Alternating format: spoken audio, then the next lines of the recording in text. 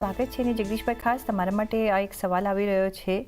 જે રીતના આપણે બ્રેન્ટના પ્રાઇસીસ ઉપર જતા જોઈ રહ્યા છે ને, તો એ પૂછી રહ્યા છે ઉન્મેશભાઈ કે આજના સમય જોતાં ઓએનજીસી ઓઇલ ઇન્ડિયામાં આપણે રોકાણ કરવું જોઈએ કે સોનામાં રોકાણ કરવું જોઈએ, જો લાંબા સમય માટે કરવું હોય તો?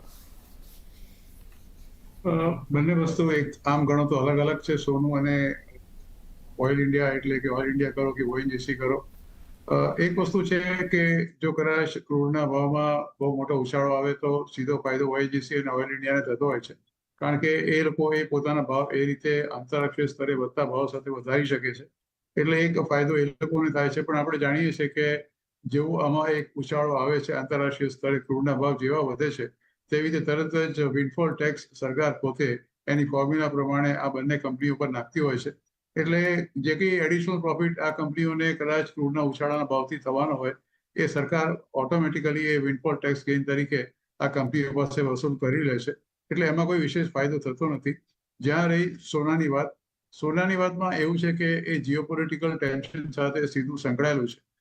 છેલ્લા વર્ષોથી સદીઓથી એક ઇતિહાસ રહ્યો છે કે જ્યારે પણ યુદ્ધનું વાતાવરણ થાય કે યુદ્ધ થાય અથવા તો એક જાતની પરિસ્થિતિનું સર્જન થાય કે અત્યારે વિશ્વયુદ્ધ થવાની તૈયારી છે, તે વખતે પ્રેશિયસ મેટલના ભાવ હંમેશા વધી જતા હોય છે, સોના ચાંદીના ઇન પર્ટિક્યુલર. કારણ કે that is the only liquid asset જે તમને તાત્કાલિક પૈસા આપી શકે. બીજી કોઈ પણ એસેટમાં તમારા પૈસા રોકાયા હોય તો તમને તાત્કાલિક પૈસા મળતા નથી. એટલે સોનાનું અત્યારે જીઓપોલિટિકલ ટેન્શન જોતા મને એવું લાગે છે કે સોનામાં રોકાણ કરવું કદાચ વધારે હિતાવહ છે.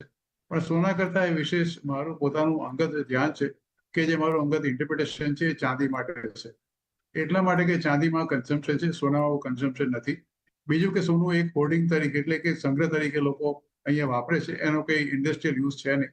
ચાંદીનો બહુ જ મલ્ટિપલ યુઝ છે અને ચાંદીનું requirement all over the world આ ઇન્ડસ્ટ્રીયલ પર્પઝ માટે બહુ મોટો છે.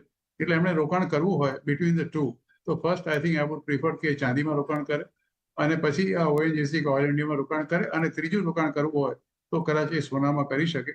આ ત્રણ કેટેગરીમાં મને જો મારી પાસે જો કદાચ રોકાણ કરવાની આવી કોઈ ઈચ્છા હોય તો હું આ રીતે રોકાણ કરું. તો પ્રિફર્ડ રહેશે કે પહેલાં સિલ્વરમાં કરો, ચાંદીમાં કરો, પછી ઓઇલ ઇન્ડિયામાં તમે ઓએનજીસીમાં ધ્યાન રાખી શકો છો, અને થર્ડ આપણે એક સોનાને એક ઓપ્શન આપી શકીએ છીએ. તો મે બી આ એક બેટર ક્રોનોલોજીકલ ઓર્ડર તમારા માટે રહેશે. નેક્સ્ટ સવાલ માટે